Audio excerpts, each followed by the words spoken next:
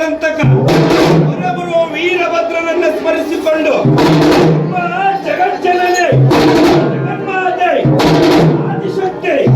ಪರಾಶಕ್ತಿ ನಿಮ್ಮೆಲ್ಲರ ವಲ್ಲಭಳಾದಂಥ ಗ್ರಾಮ ದೇವತೆಯಾದಂಥ ದುರ್ಗವ್ವನವರನ್ನ ಸ್ಮರಿಸಿಕೊಂಡು ಎಂದಾಕ್ಷರ ಭಕ್ತರ ಇಷ್ಟಾರ್ಥವನ್ನು ಸಿದ್ಧಿಸಲೆಂದು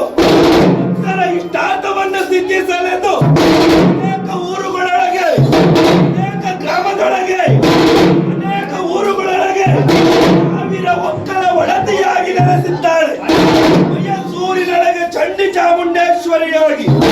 ಹೊರನಾಡಿನ ಅನ್ನಪೂರ್ಣೇಶ್ವರಿಯಾಗಿ, ಸಿಗಂದೂರಿನ ಚೌಡೇಶ್ವರಿಯಾಗಿ, ತಿರಸ್ಸಿಯ ಮಾರಿಕಮ್ಮೆಯಾಗಿ, ಬೆಂಗಳೂರಿನ ಅಣ್ಣಮ್ಮನಾಗಿ, ಹೊರವನಹಳ್ಳಿಯ ಲಕ್ಷ್ಮಿಯಾಗಿ, ಹಾಸನಾಮಯಾಗಿ,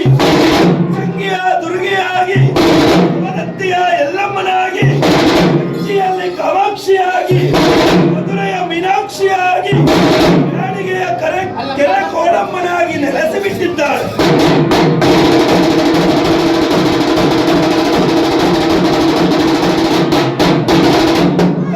ಇಂಥ ಕೆರೆ ಕೋಡಮ್ಮನವರು ಒಲಿದರೆ ಶುಕ್ರದಶೆ, ತಾಯಿ ಮುನಿಸಿಕೊಂಡರೆ ವಕ್ರದಶೆ ಎಂತೆನ್ನುವ ಕೂಗಿಗೆ ಜಗನ್ಮಾತೆಯು ನುಡಿಸುತ್ತ ಆರ್ಭಡಿಸುತ್ತ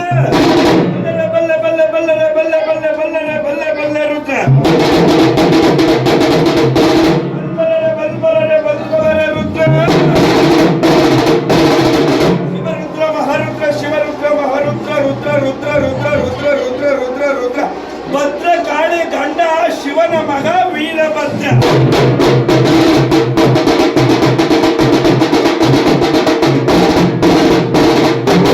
ಎನ್ನುವ ಕೂಗಿಗೆ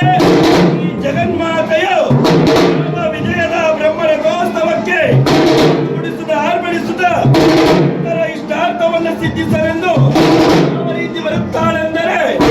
ಈಗಿನಿ ನಂದಿನಿ ನಂದಿತ ವೇದಿನಿ ವಿಶ್ವ ವಿನೋದಿನಿ ನಂದನಿತ